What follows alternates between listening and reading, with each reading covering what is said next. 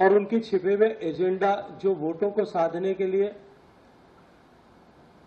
तुष्टीकरण के माध्यम से समाज का बंटवारा करने के उद्देश्य से जिस तरह से षड्यंत्र पूर्वक काम किए थे, उनकी हमने बार बार आप सबके सामने चर्चा की थी मित्रों। लेकिन जब कल में दौसा में जो घटना हुई उसके बाद में राजस्थान के लाखों लाखों लोग आज द्रवित हैं, दुखी हैं, उनका हृदय चीख चीख करके रो रहा है। मैं कुछ घटनाओं का जिक्र आपके सामने उसी के क्रम में करना चाहता हूं। कल दौसा में कालाखो में एक पुजारी को उसके घर के बाहर अपराधियों ने पीट पीट करके दर्दनाक तरीके से उसकी हत्या की।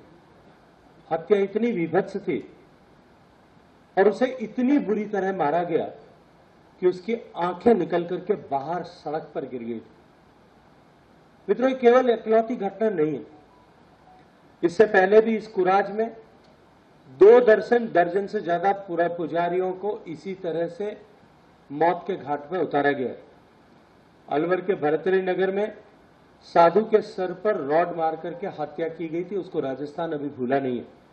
20 जुलाई 2022 को हम सबके जानकारी में है कि बाबा विजयदास ने सरकार के आश्वासनों और माननीय मुख्यमंत्री जी के व्यक्तिगत रूप से दिए गए आश्वासन और भरोसे और लिखित में किए गए समझौते के फेल होने के बाद 500 से ज्यादा दिन का अनशन करने के बाद में पेट्रोल डाल करके उनको आग लगाकर आत्महत्या करने को मजबूर होना पड़ा। नवंबर 2022 में राजसमंद के देवगढ़ में पुजारी को जिंदा जला करके मार दिया गया था। 17 अगस्त 2022 को हनुमानगढ़ जिले में संगड़िया में साधु चेतन दास जी की तलवार मार करके हत्या कर दी गई थी। 13 अगस्त 2023 को डीडवाना में संत मोहनदास जी महाराज की हत्या की गई थी। अगस्त 2023 में ही टोंक जिले के डिग्गी में संत सियाराम बाबा की हत्या की गई थी। 2 साल पहले जोधपुर में संत महावीर प्रसाद जी की हत्या की गई थी। जालोर के घुमरिया गांव में 29 नवंबर को बुजुर्ग संत की चाकू घोंप करके हत्या की गई थी। फरवरी 2021 में दौसा के महुआ में शंभू पुजारी जी को जिंदा जला करके मार डाला गया था। जून 2022 में बूंदी में पुजारी विवेकानंद की हत्या की गई थी।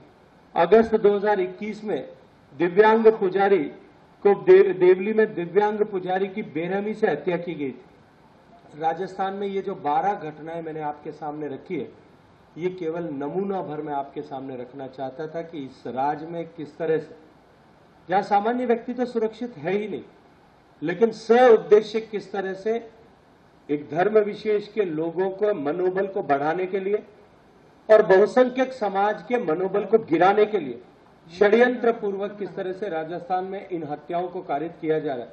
और ये जो पूरी सीक्वेंस है, ये सीक्वेंस के कुछ जो उदाहरण मैंने आप सबके सामने रखे हैं, ये उदाहरण इस बात का द्योतक है कि ये सरकार तुष्टीकरण की पुरोधा सरकार है। इसके अतिरिक्त भी सरकार ने जिस तरह से हिंदू पर्व और त्योहारों पर प्रतिबंध लगाया, अभी हाल ही में होने वाले नवरात्रि में होने वाले गरबा उत्सवों को जिस तरह से रोकने के षड्यंत्र किए गए, रामनवमी से लेकर के विभिन्न धार्मिक उत्सवों को मनाने पर प्रतिबंध लगाए गए, धारा 144 लगाई गई। वहीं दूसरी तरफ पीएफआई के जुलूस को ससम्मान पुलिस के संरक्षण में निकालने का पाप इस अशोक गहलोत सरकार ने किया है।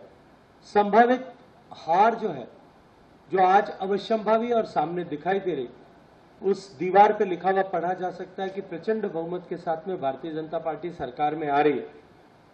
ये हार की बौखलाहट जो है, ये सरकार के मुखिया इस बौखलाहट के चलते हुए हिंदुओं की तुलना और हिंदुओं के दमन की तुलना आज आतंकवाद से करने को मजबूर हुए।